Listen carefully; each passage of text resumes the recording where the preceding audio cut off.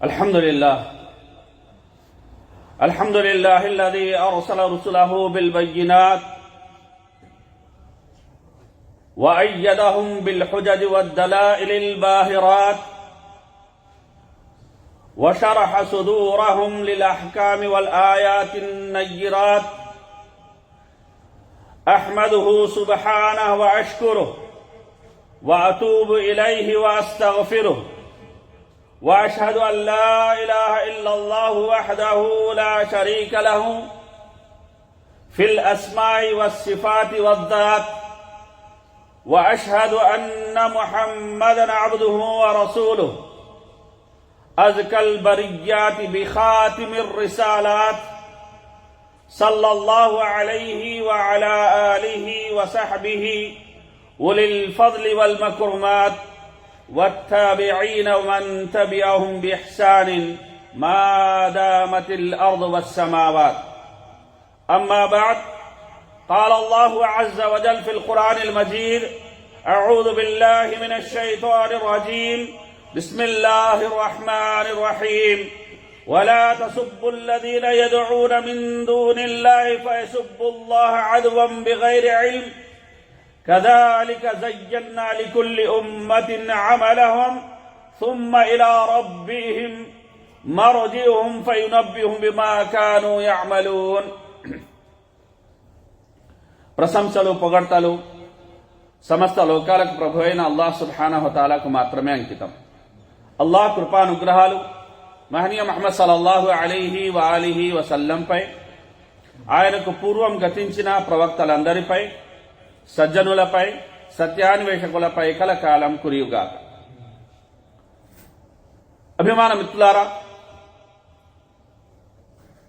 దుర్భాష దుఃఖానికి చేటు. అల్లాహ్ సుబ్హానహు వ తఆలా ఖురాన్లో సెలవిస్తున్న మాట: విశ్వసించిన ప్రజలారా, వారు అల్లాహ్ను వదలి ప్రార్థించే మిథ్యా దైవాల్ని మీరు దూషించకండి. అలా చేస్తే వారు బహుదైవ ఆరాధన కూడా మించిపోయి అజ్ఞానంతో అల్లాహ్నే దూషించడానికి సిద్ధపడతారు.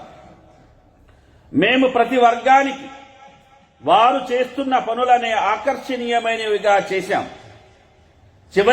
చివరికి వారు తమ ప్రభు సన్నిధికి పోవలసి ఉంది. అప్పుడు ఆయన గతంలో వారు చేస్తుండిన పనులేమిటో వారికి తెలియజేస్తాడు. అభిమాన మిత్రులారా, ఆత్మ ఆరాటం అల్లాహ్ను చేరుకోవాలని, శరీర ఆరాటం భోగభాగ్యాలను తనివి తీరా ఆస్వాదించాలని. ఈ రెండు ఆరాటాల మధ్య పోరాటమే మనందరి జీవితం. రెండు ఆరాటాలను సమన్వయం చేసుకుంటూ ముందుకు సాగడమే జీవిత అర్థము, పరమార్థం. ఇక అభిమాన మిత్రులారా, చెడు అనడం, చెడుని అనుసరించడం, తిట్ల పురాణం మొదలెట్టడం ఒక విశ్వాసిగా మనకు ఏ విధంగానూ శోభించని ఒక విషయం. దుర్భాష అనేది మనిషి వ్యక్తిత్వాన్ని దెబ్బతీస్తుంది. మనందరి ప్రభు అయిన అల్లాహ్ సుబ్హానహు వ తఆలా మనకు ప్రసాదించిన గొప్ప వరం ఏమిటో తెలుసా? మాట్లాడే శక్తి, మన అభిమతాన్ని వ్యక్తపరిచే స్వేచ్ఛ. అదే మాటను మనం లెస్స పలికినట్లయితే, మంచిగా పలికినట్లయితే, తద్వారా మన వ్యక్తిత్వం అనేది వెలుగుతోంది. అలా కాకుండా లెస్ గా పలికితే, మీనింగ్ లెస్ గా పలికితే, మార్నింగ్ లెస్ గా పలికితే, రెస్పెక్ట్ లెస్ గా పలికితే, అదే విధంగా విచక్షణారహితంగా మాటను గనక మనం పలికినట్లయితే అదే మాట మన వ్యక్తిత్వాన్ని చీకట్లలోకి నెట్టేస్తుంది కూడా. మన మాటలు సంస్కారంతో, సహనంతో, గౌరవంతో ఉంటే మనం ఎదుగుతాం. అదే మన మాటలు దుర్భాషలుగా గనక మారినట్లయితే అదే మన పతనానికి అసలు కారణమవుతాయి. అభిమానం ఇట్లా దుర్భాష అంటే కేవలం తిట్టడం మాత్రమే కాదు. ఎదుటి వ్యక్తి గౌరవాన్ని కించపరిచే మాట, అవమానించే ధోరణి, హేళన చేసే వ్యాఖ్య, ఇవన్నీ దుర్భాష కోవకే చేరుతాయి. కొందరు చిన్న చిన్న విషయాలకే కోపం తెచ్చుకొని నోటుకొచ్చిన బూతులు తిడుతుంటారు. గోడకు తగిలితే గోడను తిడతారు, వాహనం స్టార్ట్ కాకపోతే దాన్ని తిడతారు, నెట్వర్క్ పని చేయకపోతే దాన్నైతే తిట్టిన తిట్టకుండా మరీ తిడుతుంటారు. ఇలా అలవాటైన ఈ దుర్భాష అనే దుర్గంధం అనేది చివరికి మనిషి నడవడికలో భాగమైపోతుంది. ఎవరో ఒకరిని తిట్టండి అతని పొద్దుపోదు. వీరు ఎలాంటి వారంటే తిట్టడం ఒక యోగమని, తిట్టించడం ఒక భోగమని, తిట్టలేకపోవడం ఒక రోగమని నమ్మే యొక్క రకం. నా భూతో నా భవిష్యత్తు అన్న దగ్గరే వీరు ఆగరు. నా భూతే నా భవిష్యత్ అంటారు. అభిమానం ఇట్లారా, దుర్భాష మాట్లాడే వ్యక్తి తన కోపాన్ని ఆ యొక్క దుర్భాష ద్వారా తగ్గించుకున్నానని భావిస్తాడు గాని నిజానికి అతను తన గౌరవాన్ని తానే తగ్గించుకుంటున్నాడు. తిట్లు మాట్లాడడం వల్ల ఎదుటి వ్యక్తికి తాత్కాలికంగా బాధ కలగవచ్చు, మనసు అనేది నొచ్చుకోవచ్చు గాని దీర్ఘకాలంలో నష్టం కలిగేది, నష్టపోయేది మాట్లాడే ఆ వ్యక్తి.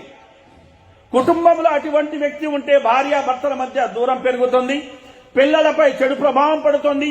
కార్యాలయంలో ఉంటే ఉద్యోగులు ప్రేమతో కాకుండా భయంతో పనిచేస్తారు. అదే సమాజంలో అటువంటి వ్యక్తికి ఎలాంటి విలువ అనేది ఉండదు. ఈ కారణాల దృష్ట్యా ఇస్లాం ధర్మం దుర్భాషను తీవ్రంగా నిషేధించింది. ఒక ముస్లింను తిట్టడం పాపం, అతని గౌరవాన్ని అవమానించడం అతి ఘోరమైన తప్పు అని బోధించింది. మహనీయ ముహమ్మద్ సల్లల్లాహు అలైహి వసల్లం వారి జీవితమే దీనికి గొప్ప ఆదర్శం. ఎంతటి బాధలు ఎదురైనా, ఎంతటి అవమానాలు ఎదురైనప్పటికీ ఆయన నోటి నుండి దుర్భాష ఎప్పుడూ వెలువడలేదు. సహనం, క్షమ, మృదుత్వమే ఆయన ఆయుధాలు, అందమైన ఆభరణాలు, ఆదర్శ భాషణలు, భూషణలు కూడా. దుర్భాష మాట్లాడే వ్యక్తిని ప్రజలు గౌరవించినా అది నిజమైన గౌరవం కాదు. అతని కోపం నుంచి తప్పించుకోవడానికి, అతని యొక్క తిట్ల పురాణం నుండి తప్పించుకోవడానికి, అతని హాని నుండి తమల్ని తాము రక్షించుకోవడానికి మాత్రమే వారు అలా వ్యవహరిస్తారు. అటువంటి వ్యక్తిని హదీసులో అత్యంత చెడ్డవాడు అని అభివర్ణించడం అనేది కూడా జరిగింది. కనుక ప్రవక్త సల్లల్లాహు అలైహి వసల్లం వారు ఇదే విషయాన్ని హజరత్ ఆయిషా రలియల్లాహు అన్హా గారితో ప్రస్తావించిన సందర్భాన్ని మనం గుర్తు చేసుకోవాలి. కాబట్టి మనం ఒక విషయం గట్టిగా గుర్తుంచుకోవాలి. అదేమిటంటే నోటి నియంత్రణ అంటే ఆత్మ నియంత్రణ. కోపం వచ్చినప్పుడు మాటను ఆపగలిగిన వాడే నిజమైన బలవంతుడు. తిట్లకు బదులు మౌనం, అవమానకరమైన మాటలకు బదులు సహనం, కోపానికి బదులు ప్రార్థన మనం అలవాటు చేసుకుంటే మన జీవితం కూడా పవిత్రమవుతుంది. మన చుట్టూ ఉన్న వారి జీవితాలు కూడా ప్రశాంతంగా మారుతాయి. మన మాటలే మన గౌరవానికి అద్దం. దుర్భాషను వదిలితేనే మన వ్యక్తిత్వం అనేది వికసిస్తుంది అన్న విషయాన్ని మనం ఈ సందర్భంగా గమనించాలి. కనుక అభిమానం ద్వారా ఒక కవి చెప్పినట్టు గాలియోं की रविश को कम कीजिए आपकी चलती है जुबान बहुत. ఫార్సీలో ఒక మాట ఉంది, తామర్ద్ సుఖన్ న గుఫ్తా బాషద్ ఐబ హునరజ్ న హుఫ్తా బాషద్. మనిషి నోరు విప్పనంత వరకు అతనిలో బలము, బలహీనత ఏదీ బయటపడదు. అతనిలో ఏ లోపం ఉంది, ఏ బలాలున్నాయని ఎవరికీ తెలియవు. ఒక్కసారి అతను నోరు ఉప్పాడంటే అతనిలో బలాలు, బలహీనతలు రెండూ బయటపడతాయి అని చెప్పడం జరిగింది. కనుక అభిమానం ద్వారా ప్రవక్త సల్లల్లాహు అలైహి వసల్లం వారు మనందరినీ ఉద్దేశించి చెప్పిన మాట, ఇయ్యాకుం వల్ ఫహ్ష వత్ తఫహుష ఫఇన్నల్లాహ లా యుహిబ్బుల్ ఫాహిషల్ ముతఫహ్హిష్. అశ్లీలతకు దూరంగా ఉండండి, అలాగే అశ్లీలంగా ప్రవర్తించడాన్ని కూడా విడిచిపెట్టండి. ఎందుకంటే అల్లాహ్ అశ్లీలమైన మాటలు పలికే వారిని, అశ్లీలంగా ప్రవర్తించే వారిని ప్రేమించనుగాక ప్రేమించడు. అలాగే ప్రవక్త సల్లల్లాహు అలైహి వసల్లం వారు అన్నారు, లైసల్ ముమిను బిత్తఆన్ వలల్ లఆన్ వలల్ ఫాహిష్ వలల్ బది. ముమిన్ దూషణలు చేసేవాడుగా ఉండడు, శాపనార్థాలు పెట్టేవాడుగా ఉండడు, అశ్లీలమైన మాటలు పలికేవాడిగా ఉండడు, అలాగే అసభ్యంగా మాట్లాడేవాడిగా కూడా ముస్లిం ఉండడు అని ప్రవక్త సల్లల్లాహు అలైహి వసల్లం వారు సెలవియ్యడమే కాకుండా లం యకున్ నబీ సల్లల్లాహు అలైహి వసల్లం సబ్బాబన్ వలా ఫహాషన్ వలా లఆనన్ కాన యఖూలు లి అహదినా.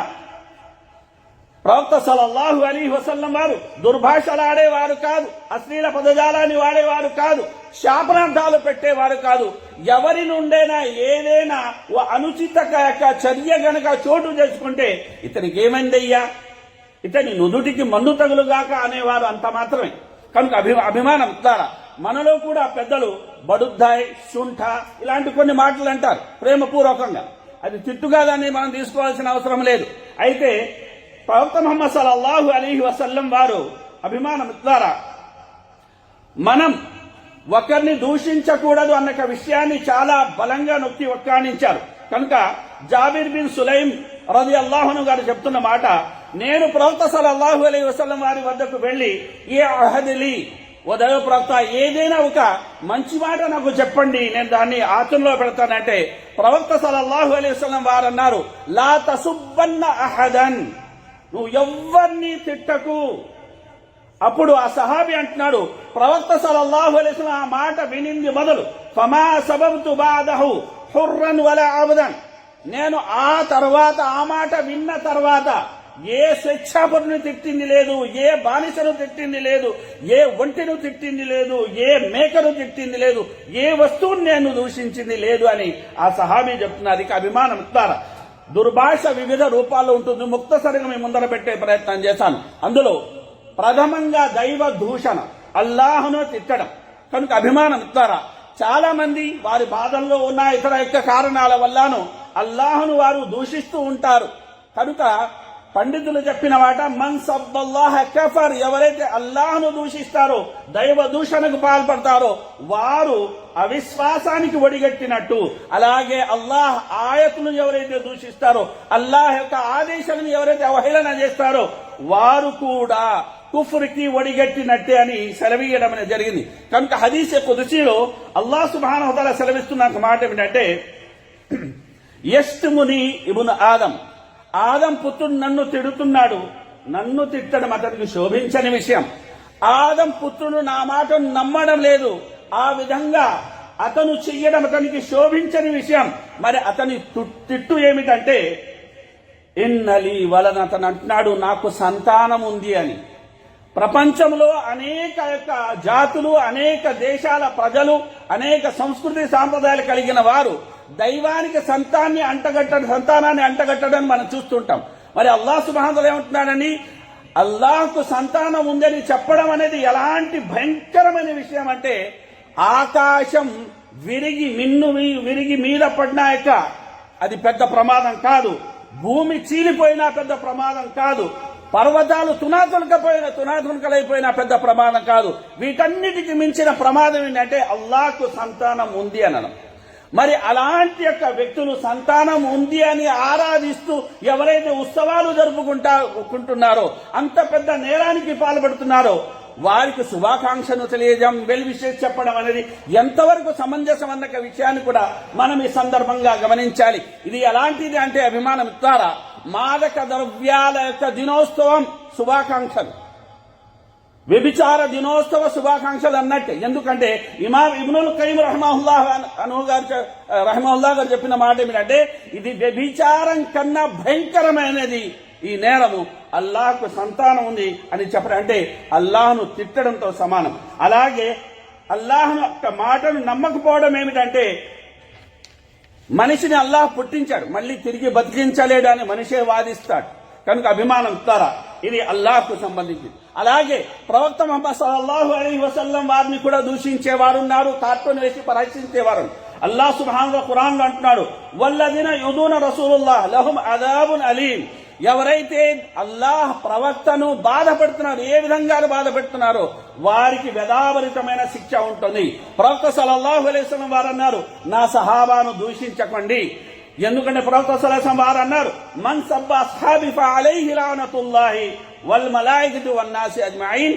ఎవరైతే నా సహాబాను దూషిస్తారో వారిపై దైవ అభిశాపం ఉంటుంది, దైవ దూతల అభిశాపం ఉంటుంది, ప్రజలందరి అభిశాపం ఉంటుంది అని కూడా ప్రవక్త సల్లల్లాహు అలైహి వసల్లం వారు సెలవీయడమే కాకుండా వారు ఎంతటి ఘనాకార్యాలు చేసి వెళ్లారు అంటే మీరు జీవితాంతం పుణ్యాలు చేసిన వారు దానం చేసిన పిడికెడు ధాన్యానికి కూడా మీ పుణ్యం సరిపోదు కానీ ప్రవక్త సల్లల్లాహు అలైహి వసల్లం వారు సెలవిచ్చారు.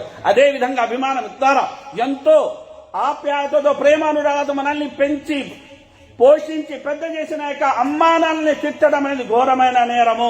కనుక ప్రవక్త సల్లల్లాహు అలైహి వసల్లం వారు అన్నారు, మినల్ కబాయిర్ షత్ము రజులి వాలిదై. కబీరా గునాహకి సంబంధించింది అంటే కొడుకు తన యొక్క తల్లిదండ్రులను తిట్టడం. మరో సందర్భంలో ప్రవక్త సల్లల్లాహు అలైహి వసల్లం వారు అన్నారు, ఎవరైతే మల్ఊనున్ మన్ సబ్బ అబాహు మల్ఊనున్ మన్ సబ్బ ఉమ్మహు, తన తండ్రిని తిట్టినవాడు అతను శాపగ్రస్తుడు, అలాగే తన తల్లిని తిట్టినవాడు శాపగ్రస్తుడు. సహాబా అడిగారు, వ్యక్తి అనేది తన తల్లిదండ్రులు కూడా తిడతారా అంటే అవును తిడతారు. ఎలా అని అడిగారు సహాబా, ఎందుకంటే వారు తిట్టేవారు కాదు. అప్పుడు ప్రవక్త సల్లల్లాహు అలైహి వసల్లం వారు అన్నారు, అతను ఇతరుల తల్లిదండ్రులు తిడతారు, వారు కోపంతో ఇతని తల్లిదండ్రులు తిడతారు. కనుక పరోక్షంగా వీళ్ల తల్లిదండ్రుల తిట్టుకి అతను కారణమయ్యాడని ఇక్కడ సెలవీయడం అనేది జరిగింది. అదేవిధంగా అభిమానం ద్వారా ఎంతో అన్యోన్యంగా జీవించాల్సిన జీవితం దాంపత్య జీవితం. కనుక భర్త భార్యను తిట్టడం తప్పు, అలాగే భార్య అనేది భర్తను బండబూతులు అనేది తిట్టడం అనేది కూడా రెండు విధాలా ఇది తప్పు. వీరి మధ్య అనేది ప్రేమపూర్వక సంబంధం ఉండాలి.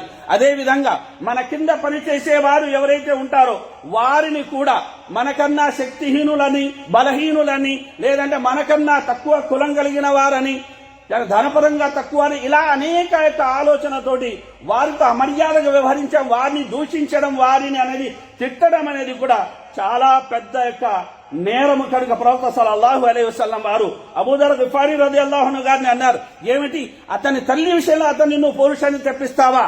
నీలో అజ్ఞాన కాలపు యొక్క ఆచారాలు అలానే ఉన్నావయ్యా అంటే ఆయన చెప్పిన మాట ఏమిటంటే జీవితంలో ఆయన ఎప్పుడు మళ్ళీ ఎవరిని అమర్యాదగా మాట్లాడలేదు.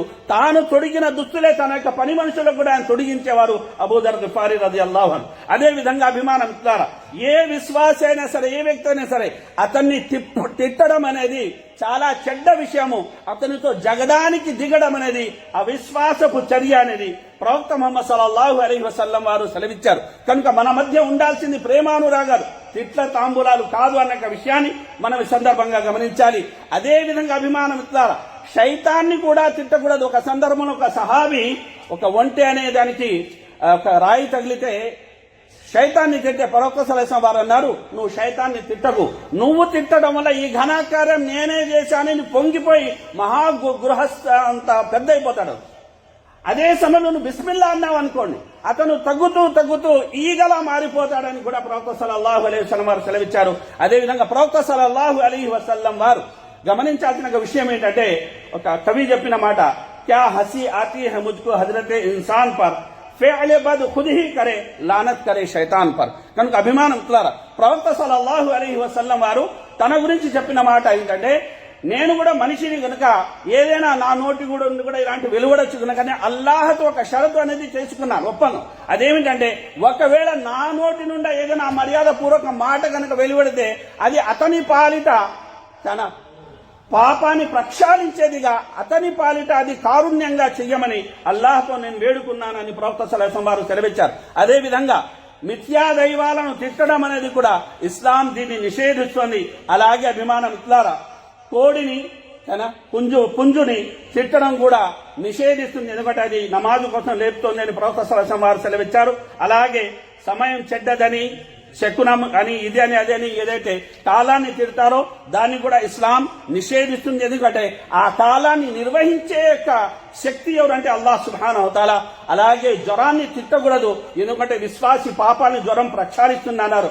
అదే విధంగా వ్యక్తి మరణించాడంటే అతను మంచోడా చెడ్డోడా మరణించిన అల్లాహ్ సుబ్హానహు వ తఆలా అన్ని లెక్క తీసుకుంటాడు. కనుక మరణించిన వ్యక్తి కూడా మనం తిట్టకూడదు. గాలిని కూడా తిట్టకూడదు. ప్రవక్త సల్లల్లాహు అలైహి వసల్లం అన్నారు, గాలి శుభవార్తను కూడా మోసుకొస్తుంది, దైవ శిక్షను కూడా మోసుకొస్తుంది. కనుక శుభవార్తను అల్లాహ్ నుండి కోరుకోండి, అతని యొక్క దానిలోని కీడు నుండి అల్లాహ్ శరణు వేడుకోండి అని ప్రవక్త సల్లల్లాహు అలైహి వసల్లం వారు సెలవిచ్చారు. అదే విధంగా అభిమానం ద్వారా ఒక వ్యక్తి పాపిష్టి అంటే అలాంటి పాపిష్టి వ్యక్తిని కూడా మనం తిట్టకూడదు.